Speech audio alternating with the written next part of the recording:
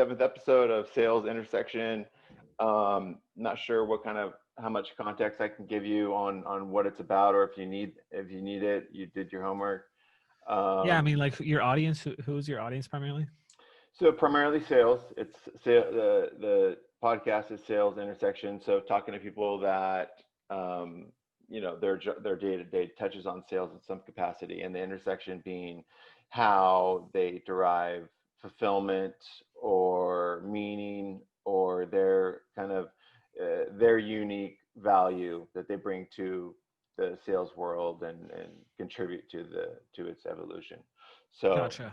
um, How much? How long does it go? By the way, also just so I'm aware of.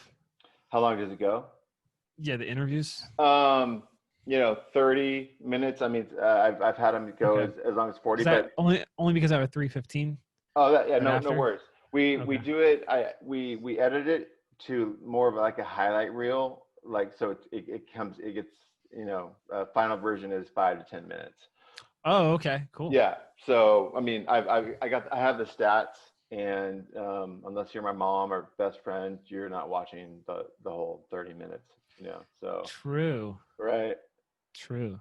Um, so yeah, let's get into it. I think you reached out to me, and it came at a time when it was kind of a really exciting time in your life, right? You were just voted um, LinkedIn Voice, or I forget exactly what it was, but you got a I got accepted at LinkedIn Live. LinkedIn Live, yeah, and they're pretty Yeah. through with how they go I don't about. know what I did because it was like when I first got on LinkedIn and I had like 100 connections. And I don't know. I just said what I was doing on the other platforms. I guess I had a good Facebook group and I was already active, and I showed them a lot of my content, and they probably like, "Oh, you're an actual content creator. You can take it." So I guess that's what I just showed them stuff.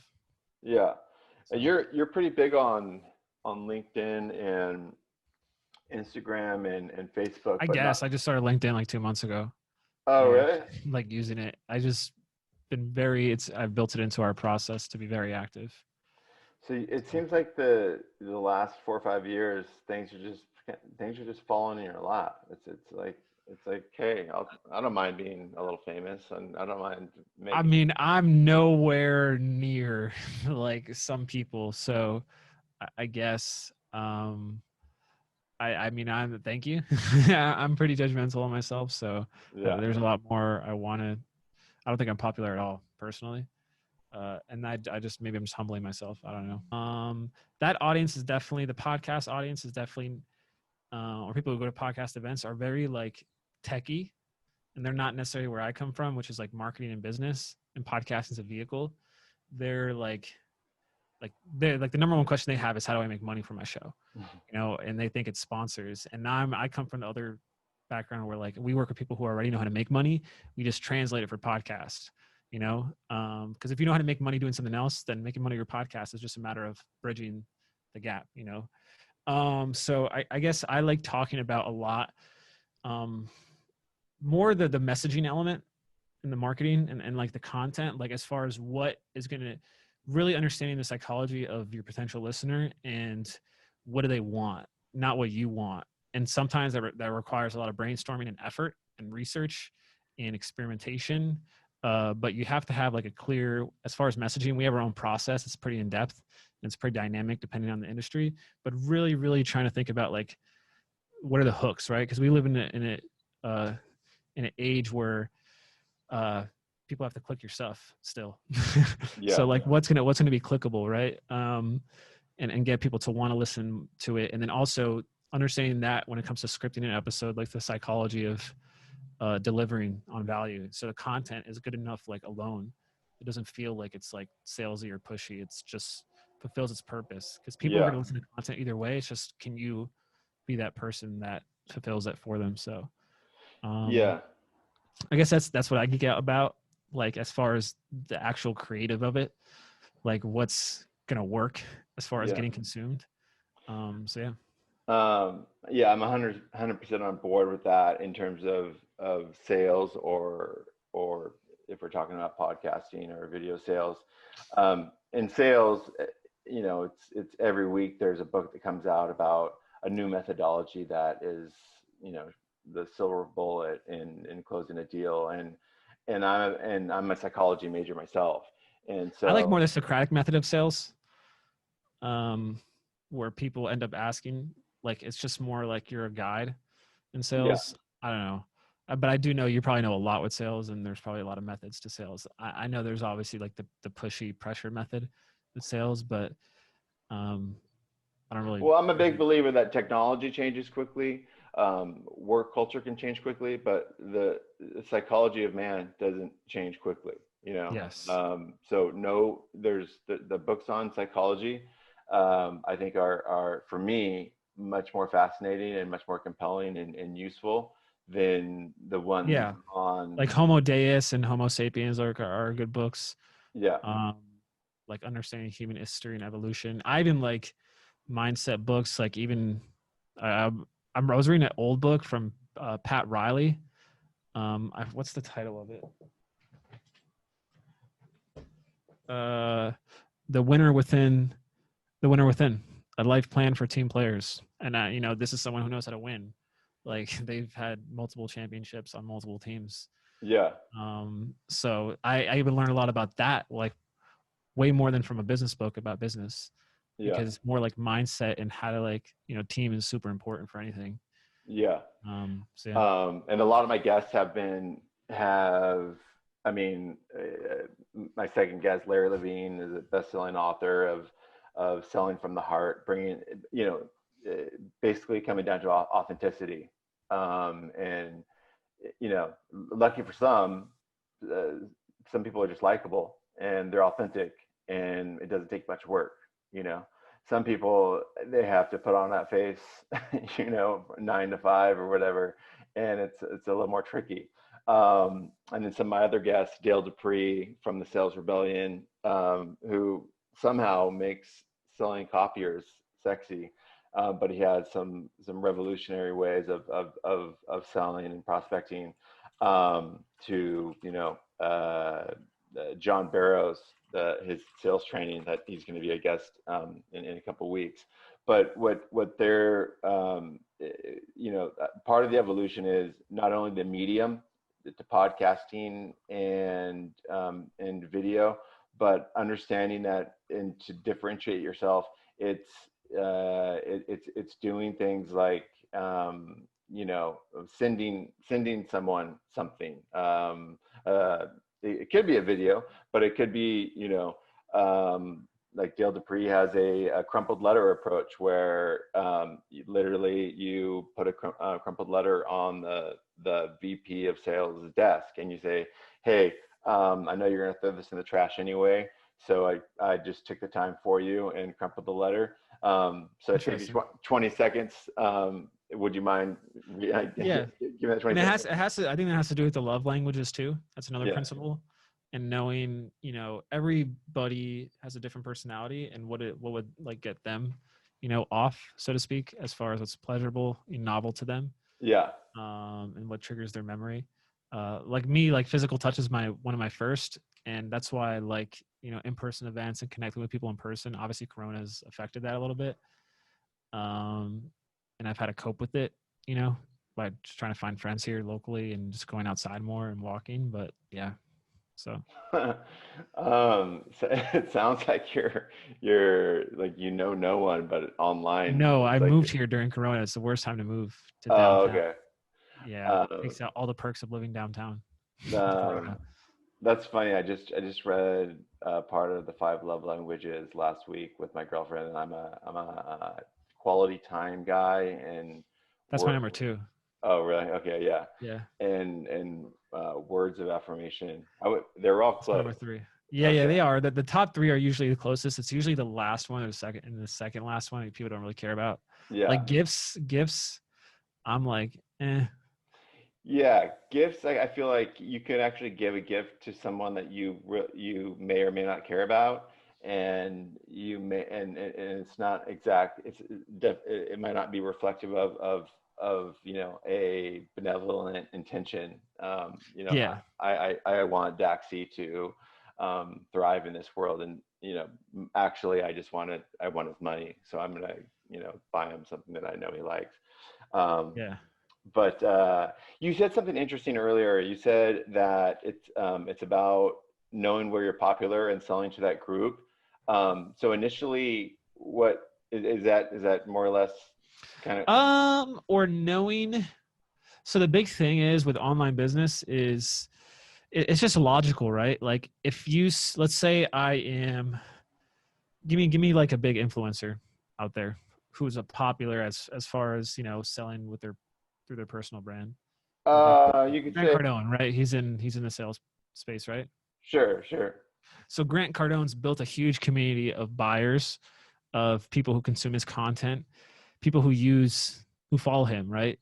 And obviously, if you're trying to do something in sales, he's someone similar. Um, really understanding what he's preaching and what he's kind of adding as a solution, and what is the follow-up problem that creates.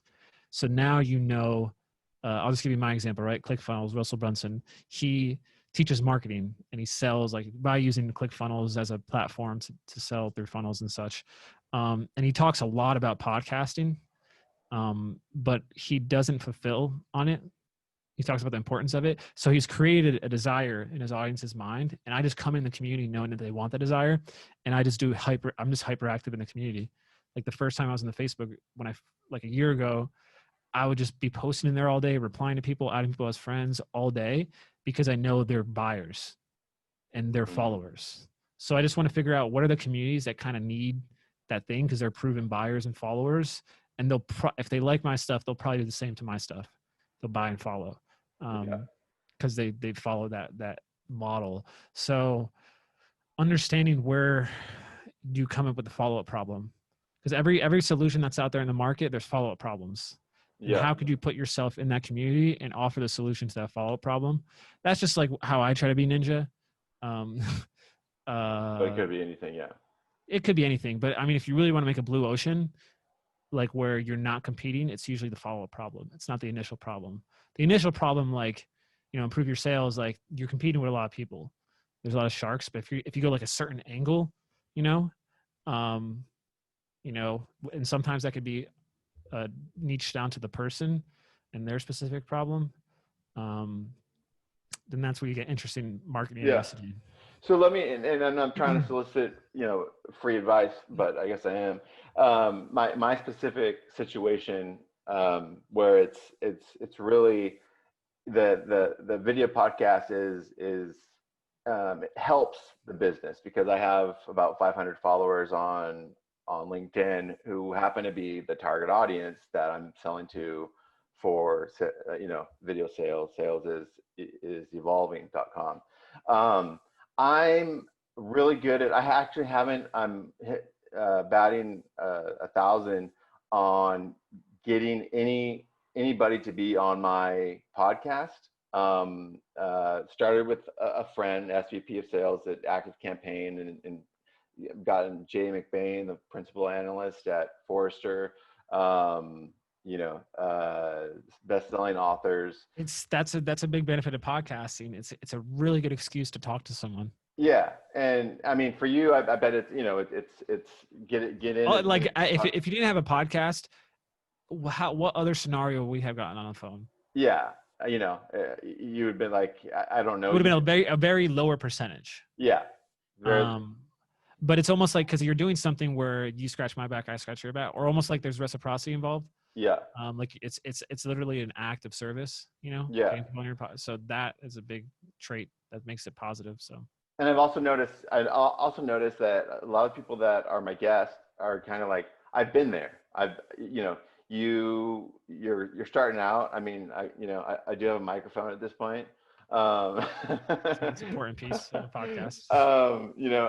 I'm good at like a lot of the business side, but I'm having now to edit my own podcast, and iMovie, and so it's a little rough around the edges, but if the content is there, right, people will keep coming back. So I guess I want to ask you the one selfish part of the podcast is if you do have the ability, I seem to be able to get whoever I want on the show, but actually social engagement is kind of low. I'm consistent with posting it on Twitter and LinkedIn. A little low on engagement. And I want more of the people that are listening to actually, go to the website and transact. Where would you be working with me, like session one? I'm not sure how Yeah. your I model mean, is. it's interesting that you're mentioning this because we, historically didn't have like a service for this. We just full done for you, but we're launching soon like an auditing service. Almost like if you go to your car checkup and they have like 100-point checklist to check your car. We're gonna be doing that soon. Literally wrapping Huh. it up. But so a lot of times it's not the podcast. It's like I was saying before, it's the messaging. Like how are you positioning like your copywriting, right? And how is it, show like who you help and what you help them with, like what's the attractive, sexy thing about it? Like what's the result, you're helping people with, and then people will want to listen because they'll want that Yeah. because they're in pain. So a lot of it has to do with copywriting and as far as like messaging and then it goes to branding, right? Because the first appearance is really important, the first impression you make. Yeah. And really what we look at when you're starting out, not necessarily, because a lot of the people we work with in the agency are different. They already have a proven message. They already have an audience. Yeah. So they already have something that converts. When you're starting out, it's mainly about getting people to first like you on their first impression on social media. Sure. And like, follow, engage with you, etc. And we have our own process for figuring that out. I would say it's really just on your audience is the number one thing. Like, who are they and where do they exist? Yeah. And then what do you help them with? And then how do you make that apparent? Like, Yeah. just very like radically apparent. Like, hey, like this is why you listen. This is what I'm gonna help you achieve. This is why you Yeah. should listen every week. And then from there, it's just experimenting with content and being Yeah. hyperactive. So I would say the biggest thing is, outside of the podcast is making a lot of connections with people, and figuring out how could you serve those connections. If you're not Yeah. if you have a lot of connections but you're not serving them, then there's a disconnect between Sure. what you do and who follows you. And Whether like you don't offer the thing that they want, or they don't know what you have, or it's not attractive enough for them. There's a lot yeah. of factors. So Yeah, I'm finding like kind of the Ten Commandments of, of podcasting, and it's evolving as I go. Right? Is number one, I think that I've had since day one is just authenticity. Is just being transparent about, hey, this is where I am. I'm not a professional, but I'm having fun with it, and I love dealing with people. It actually came from being in sales so long, and sales is a world where it's black and white. You're either hitting your number or you're not, and knowing that I'm a much more colorful person than that. That if I didn't hit my number, I'm not. It's not black and white. Like I have more to give, and this is my medium of finding deriving more meaning and fulfillment in sales. But authenticity, and for the audience, empathy. yeah, Right. that's big. And so a lot of the times, like the people you'll help when it comes to messaging and marketing is a lot of the people who are in the same situation as you, and really thinking about your backstory, like where you came from, where you started, and how you, because a lot of times like the thing you want to be known for, and that's really important. A lot of people don't know that. Like, what do they want to be known for? And it has to be kind of like, you have to brainstorm about it. It has to be unique. Like, I want to be known for this. A lot of times it has to do with your past. Like, where did you start and how did you get to, like, how are you an example of that thing? If it's not that way, then it's more of the journey. Follow me Mm-hmm. as I try to do this cool thing, and I'll teach you along the way. There has to be some sort of like element to your marketing that has your position correctly, and it's Yeah. clear how you're creating content. So Yeah. Yeah. Great. Well, hey, Daxy, you were transparent about the time you had today. I want to be sensitive to that timing. You have about 3:15. cool. Thank you. So I'll let you. Anything you want to promote, or where to find you, or anything that's going on right now that's super relevant? Yeah, I mean, I have, if you just look at Daxy on any social media, Facebook, Instagram, I'm there. I have a Facebook group as well. It's doing pretty well. LinkedIn, connect with me. And then our business website is legacypodcasting.com. So Okay. Okay. Well, hey, Daxy, thanks for giving me the time today. Fantastic talking to you. And keep up the momentum, man. It seems like you're really giving a lot of people a lot of value in the fact that you're on more people's radar is not a coincidence. Thank you, man. So appreciate the time, and I hope that we can cross paths soon. Likewise. All right. Cool. Enjoy your day. Take care. See you. All right. Bye-bye.